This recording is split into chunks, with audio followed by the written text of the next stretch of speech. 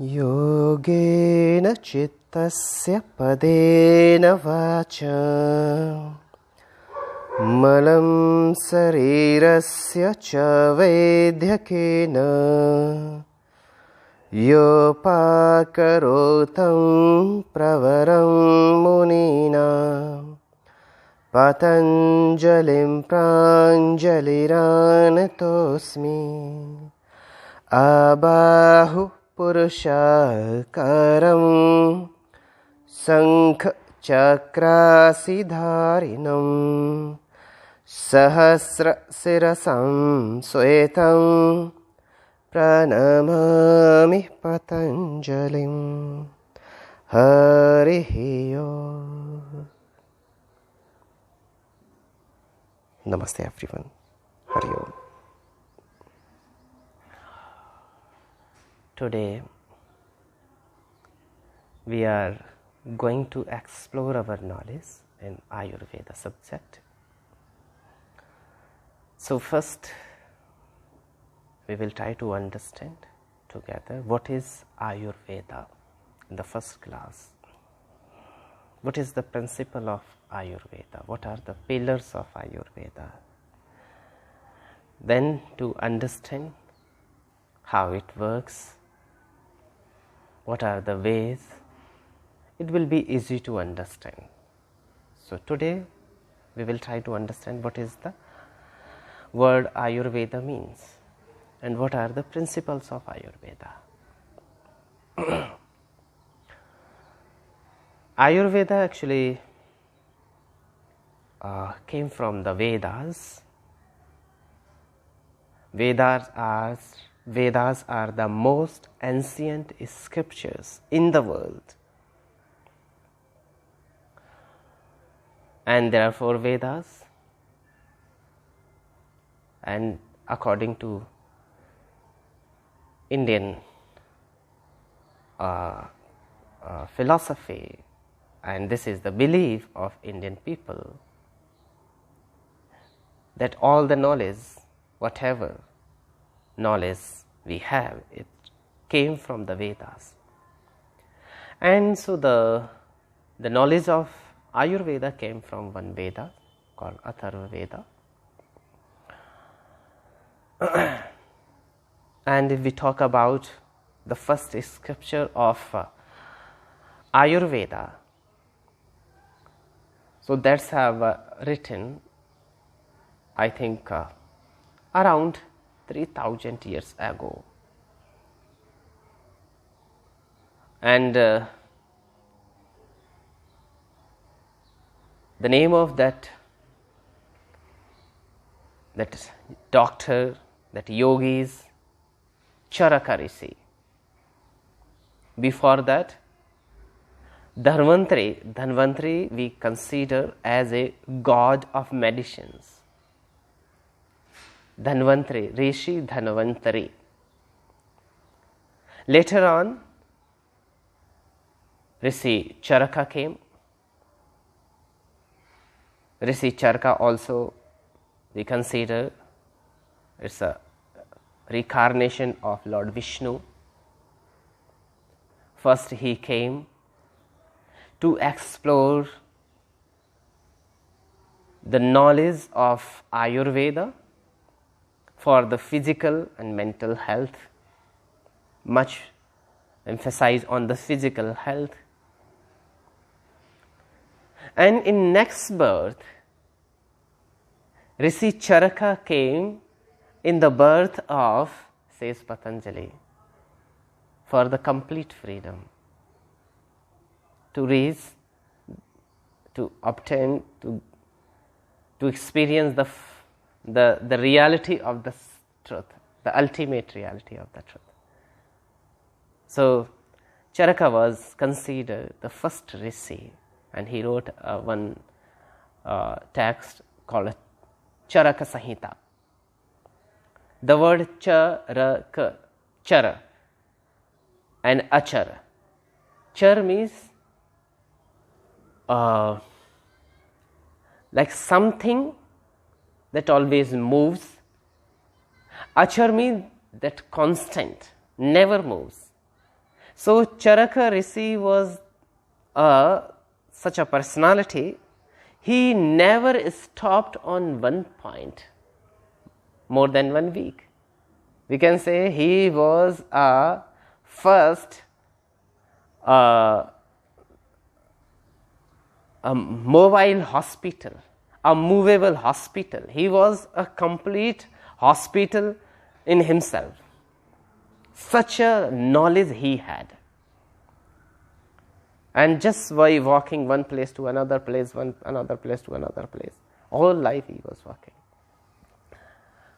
So, the first scripture that's before the 3000 years ago came to in existence. That books is available. Later on, some other like a Bhagavat, his great disciple, because to understand the Charaka Samhita is very hard.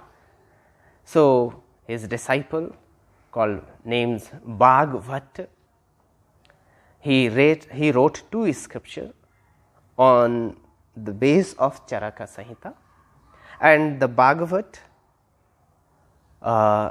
that's the name of those scriptures is Astanga Hridayam.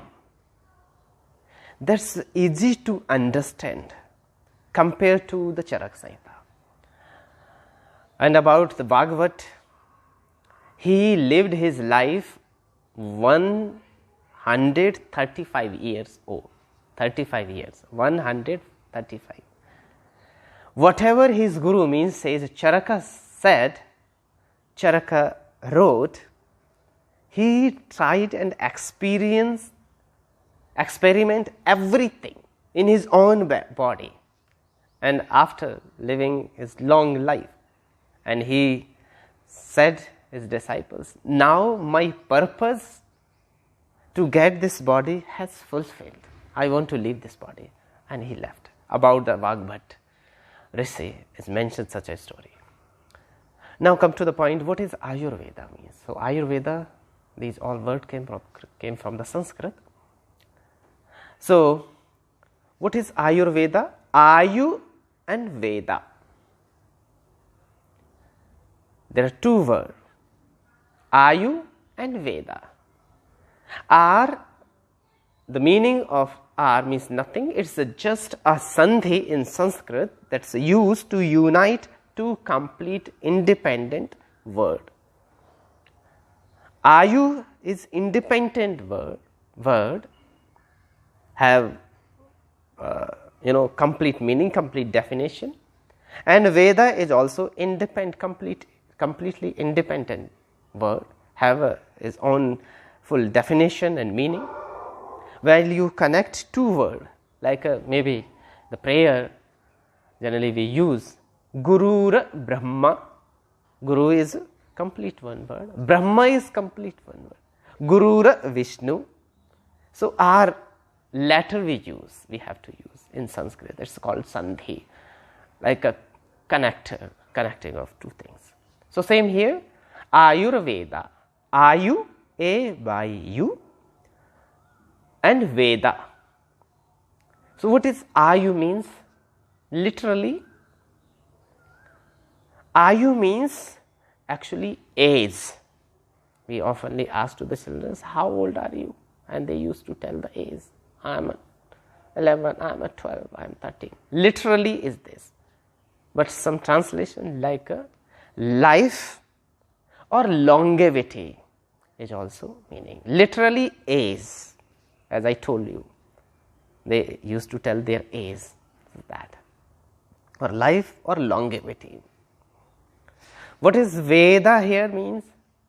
As I told you, it's like a source of all the knowledge.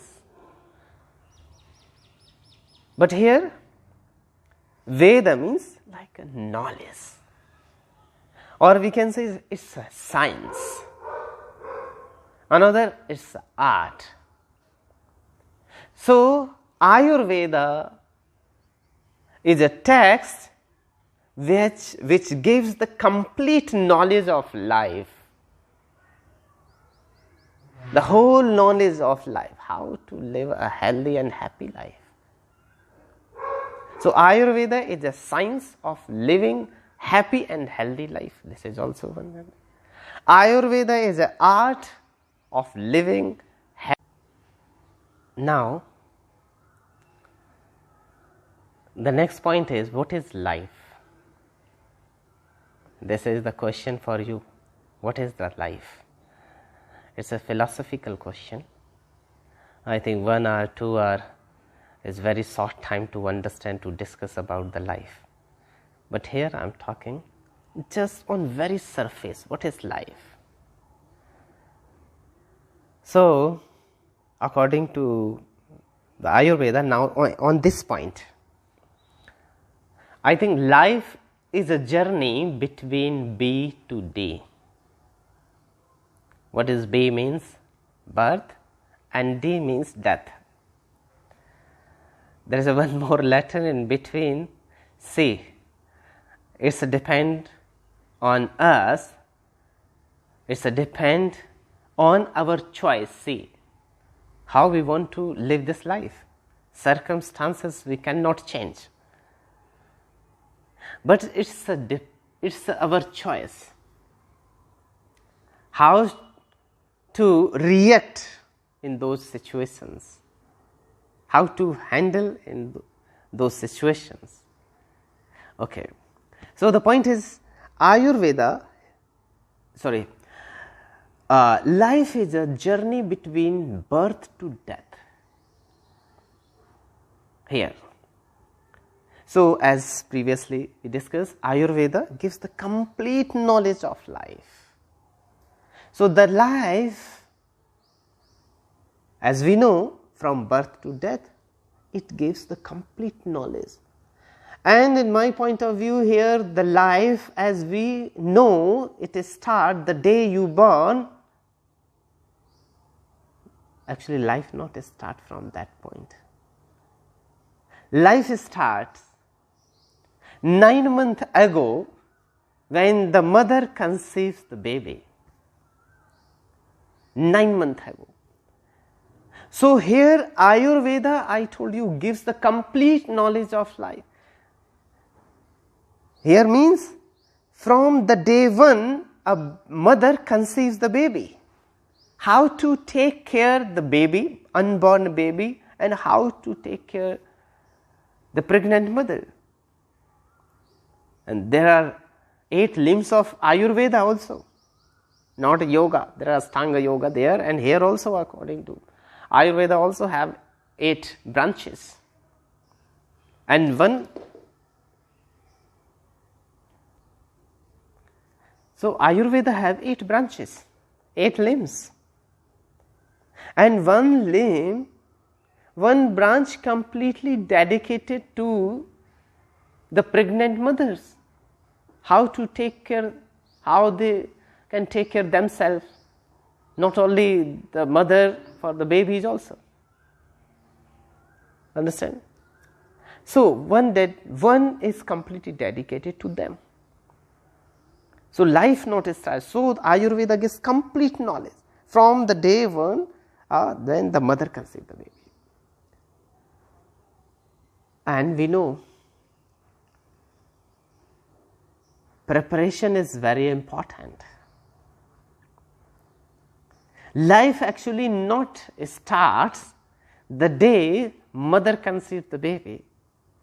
I would like to say little bit more before of that, the point when the male and female met together. Life not actually start when the reproductive tissue of male and reproductive tissue of female met together. Ayurveda have a very broad sense, broad knowledge. So life actually starts, the preparation actually starts, the preparation of life starts before that.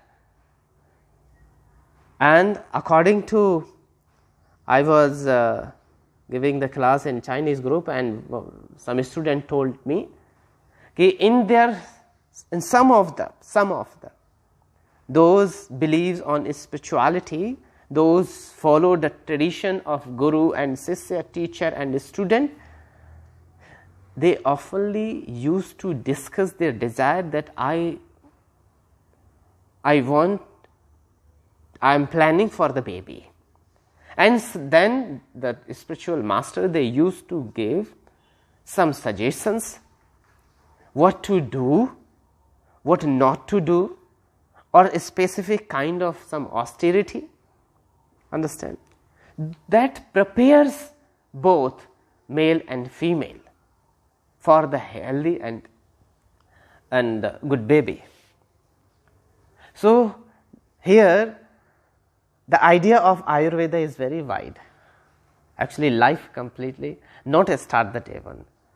The mother conceived, it's before that. Actually, the one branch of Ayurveda, I told you there are 8 branches, and one branch is completely dedicated for that, for those who is planning for that. Maybe if you will get the chance to read these scriptures, and you can see these. One branch, those who want to conceive the baby, those who want to planning for the babies. One branch that's called Vajikarana. Vaji is actually the horse. Okay. So those herbs which is helpful for the male, for the to increase the stamina, strength, power. Those herbs good for the reproductive tissue, or those people who have some problems, some sexual problems, problem related to infertility. So one branch completely dedicated to that, to those. So the complete knowledge even before the the conceiving the baby. So here complete is very important. Ayurveda gives the complete knowledge, the whole knowledge of life. Okay, so that's one. For each and everyone, from the babies conceiving, the unborn baby, or the in childhood, the young people and the old age, everything. Next,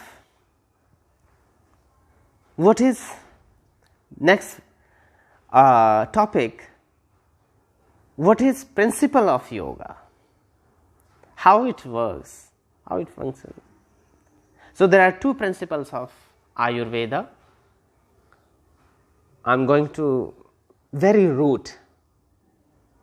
First is swasthasya swasth rakshanam. Swasthasya swasth rakshanam. Only 3 words. Swasthasya. That swasthasya means the health. Swastha means the person, healthy person. Rakshanam means actually literally protection. How a healthy person can protect his or her health.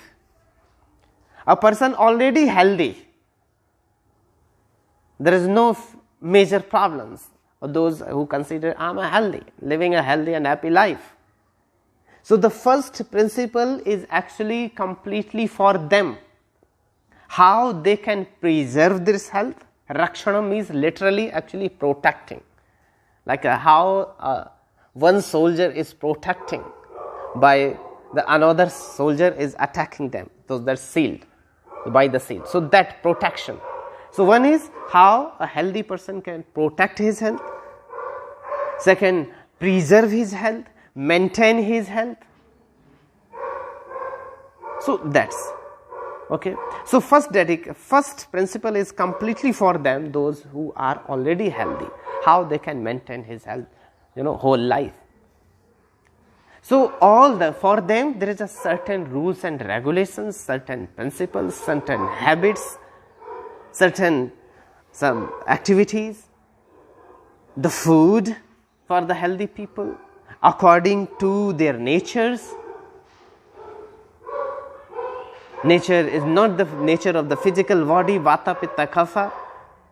The mind, sata, raja, tama. So according to that, so everything is mentioned in the first principle, those who are living their healthy life. Many of the people may say, oh, I no need to follow the Ayurveda, because most of the people, they used to think Ayurveda is like just the healing the body by some natural herbs or medicine, something like that. It's not only that. Now I think you have understood a little bit. Ayurveda is a complete way of living. Okay? So the first principle for the healthy people, those are already healthy, and for them there is a certain rules and regulations, certain disciplines mentioned, like yama and niyamas. Yama and niyamas are part of the Ashtanga Yoga, but in Ayurveda also have Ashtanga yama and niyamas, but the name is different name. That's called Achara Rasayana. So that one. So first principle completely dedicated, completely for the healthy people. Swasthasya swasthya rakshanam, how they can protect it by following those rules and regulations, principles, certain discipline, and by following the healthy food. Next is aturasya roga prasamanam. Aturasya roga prasamanam. Aturasya, people used to translate the word aturas in English patient, but literally aturas the meaning of aturas is something different. The person, what is the meaning? Aturas, the person who have no patience. The person who have no patience, actually that person is a atura in Ayurveda. Now people are translating patient, but we consider the patient only when the doctor said you have by certain observations, by certain tests on behalf of that, and then they said, oh, you are a patient. But here word use aturas, who need a medical guidance. So atur, the person who have no patience. So according to Ayurveda, the moment if you lose the patience, have no peace, have no satisfaction, have no contentment, you have feeling of anger, feeling of jealousy, feeling of hatred, the moment actually you are atura. You need medical guidance, not that much. But according to Ayurveda, you are patient. So here patient is the atur word, A-T-U-R, atur. So atur means having no patience. The time you lose your patience, easefulness, comfortness, means you need a help of Ayurveda. Roga means second word, atura second, roga prasamanam. Roga means disease. See, disease, very nice word. Disease, no ease. When you lose your easefulness, you need the help of Ayurveda. In anger, in the feeling of anger, hatred, lust, You cannot maintain the easefulness, peacefulness. So, in those moments, actually, you are a patient. Aturasya roga prasamanam. How to remove that? How to heal the body? Understand? So, here the thought, the idea of roga, the idea of patient is little bit more deeper, as we generally never think about that. Oh, it's a small problem. Okay, but according to Ayurveda, we need a help, and there are many foods and herbs that helps to maintain that peaceful state, that mindful state. By the example, you will easily understand. Suppose that if you eat one small chili, within a few minutes, you will see the burning sensation in entire body. And if you eat some sweet, what kind of feeling? So you know that. So there are many herbs and foods that helps to maintain that peaceful state. Okay. So the second principle for those who got sick, whatever the cause may be, either it's internal, it's by you, or by the external cause. Whatever the cause, if a person got sick and they need a medical guidance, so Ayurveda second principle explain about herbs and medicines and these all the things. Okay, so that's necessary, and Ayurveda is not telling the whole. Okay, after solving your problem, after healing the body and mind, then again come in the first one. Follow the discipline, follow the rules and regulation, healthy foods, and enjoy the happy and healthy life. So the first principle for all the beings, for all the persons. And second one is when someone got sick, whatever the cause, then we need some herbs, some medicine, guidance of the doctors. That's for them. In both the principle, the whole thing is moving around actually the health. Now, what is health? This is the question for you. What is health? What do you think about the health?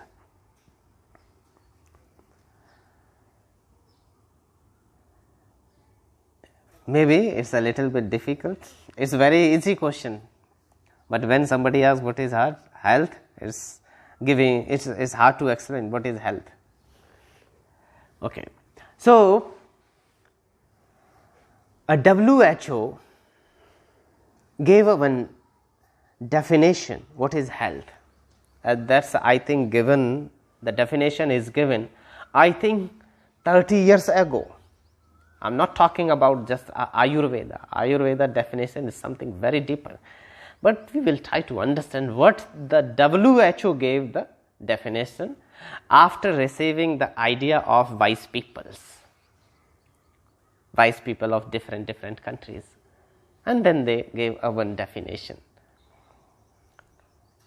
Health is a complete state of, complete, here same word used, complete state of physical, mental, and third word is spiritual, and then social well-being, not merely the absence of disease or infirmity.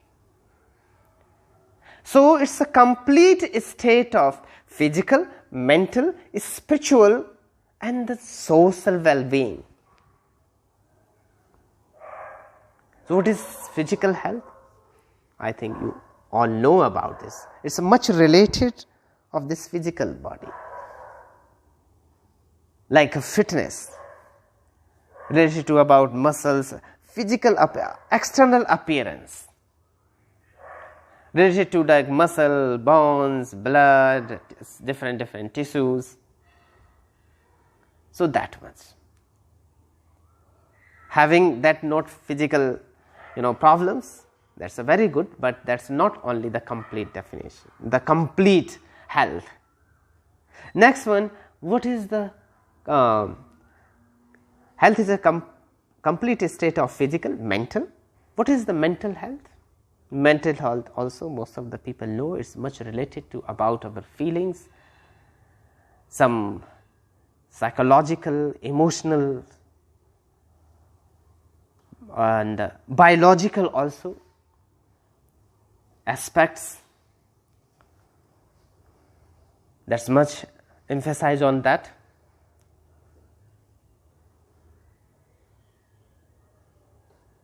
And mental health is also depends sometimes on the genes. If some problems mother, father, parents had, those actually also carried into the children's. So that must depend on like a psychosomatic problems, mental problems, stress, tension, headaches, and insomnia. These are very very common. Most of the people more or less have these mental problems. Third one is spiritual health. What is the spiritual health?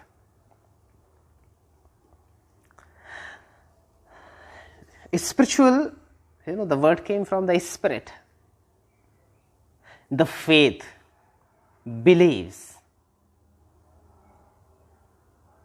deep faith, deep belief, satisfaction, contentment, peace, love, compassion. So those feelings much related to our spiritual health.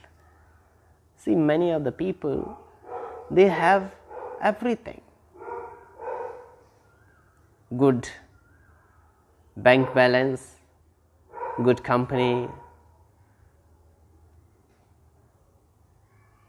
good luxury cars, and all the materialistic things, all the objects of pleasure they have, but still not satisfied.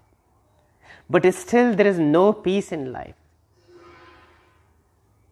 There is still no happiness in life. Many of big businessmen, they have these all the things. Also good wife or good husband, good children, good family, everything. But still, in the heart there is no peace, there is no love, there is no contentment. Running, they are running, but where they are running, still they don't know. So, it's much related to ourselves.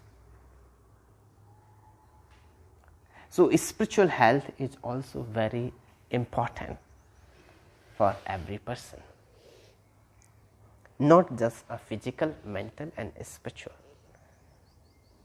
Same problem. Problem is, suppose that problem is just a fever. If a person live a complete materialistic life, they quickly run towards the doctor, or they just call the doctor. Oh, what happened? Just see. This test, this test, this test. But if a person living in the ashram, completely spiritual life, they will not take so much pain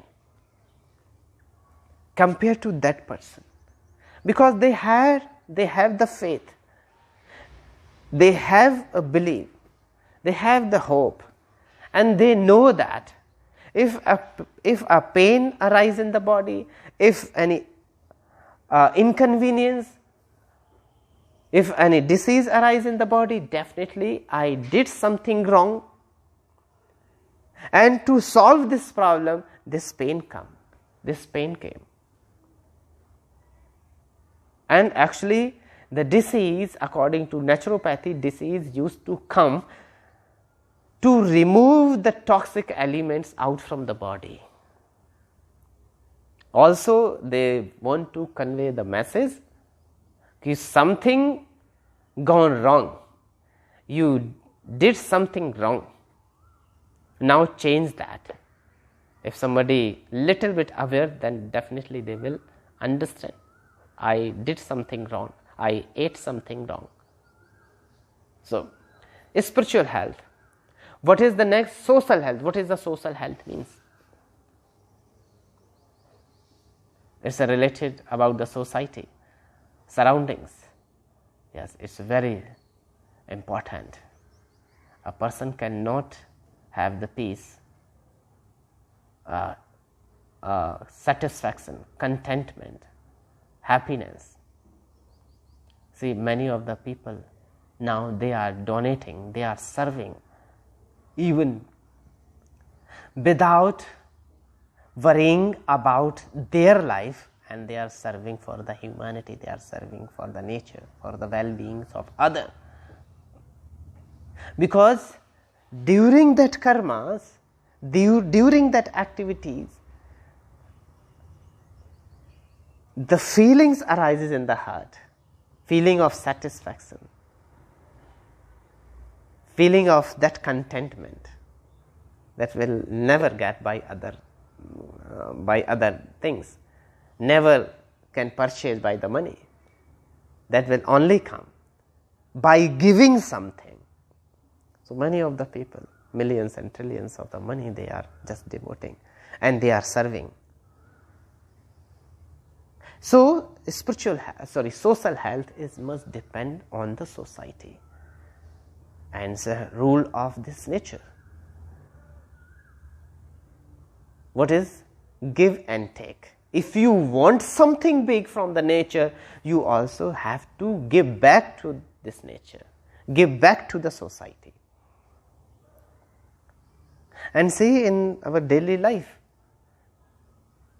suppose that in the office, somebody will ask from you, somebody asks you, what's wrong happened?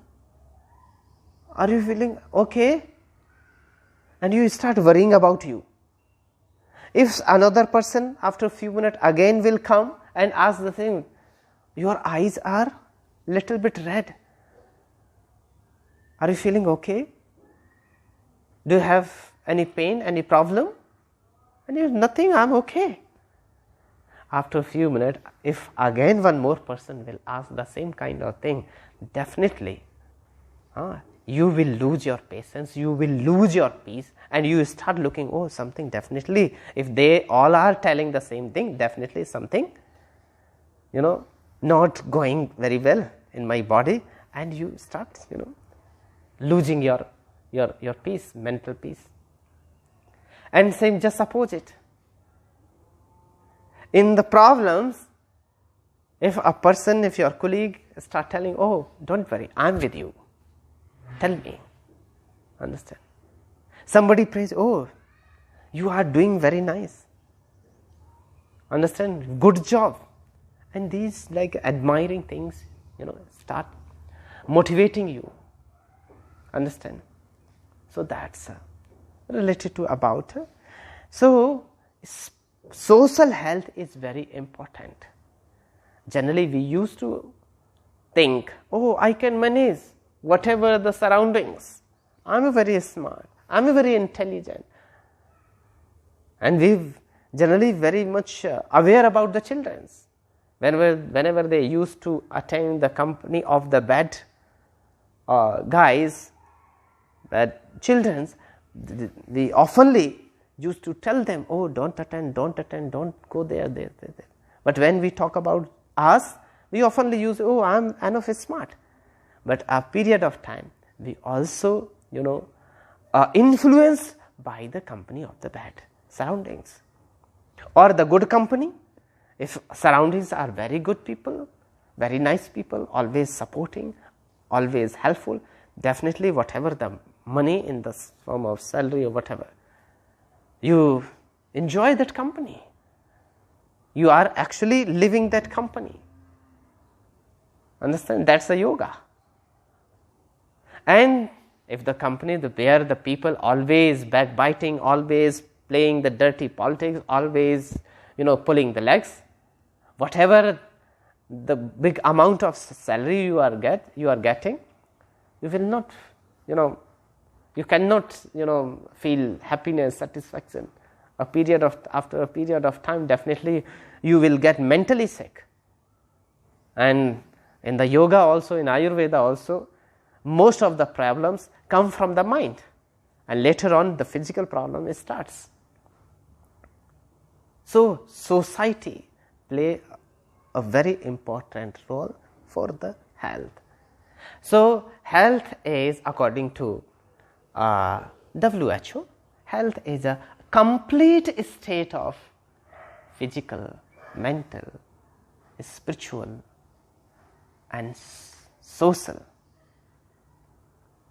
Not merely the absence of disease. A person, according to the doctor can say, oh, you don't have any problem. And they actually are telling the truth. But you don't have peace. You don't have enthusiasm for work. You don't have calm contentment. That it not means, according to Ayurveda, you are living a healthy life. Understand? So these all things required. That person can say, I am healthy. Having no disease is one thing, that's a good. But having these all the things, having peace in life, having happiness in life, having love, compassion, joy in life, enthusiasm for work, that's actually health, not just merely the absence of disease. So that's the idea of health. So today we learned in first class what is Ayurveda, from where it came, and what is the definition of Ayurveda. It's not just a way of treating the body. There are many pathies in the world, but Ayurveda alone, there is no pathy like allopathy, homeopathy, naturopathy, acupressure, therapy, either the pathy or the therapy. But Ayurveda is a complete different. It's a way of life. It's art of life. How to live a healthy and happy life. So, you learn the definition of Ayurveda. Then two major principles on very root. Then what is health? Okay. So, on very surface, this knowledge is enough for you for the introduction of Ayurveda. And tomorrow we will, I want to share some of the information, some of my experience, some of my knowledge in this worldwide pandemic, tragedies, situations, problems. I think to know some of the way how can we protect ourselves by using some of the herbs, some of the remedies. So tomorrow I would like to share information how we can boost our energy in this time so that we can protect ourselves. So tomorrow much emphasize on the ways by which we can boost our energy, we can boost our health, immune system, and if time will allow, we will discuss something else, the more deeper knowledge of Ayurveda. So for today's, it's enough. Thank you so much. Namaste. Hari Om. Om Shanti.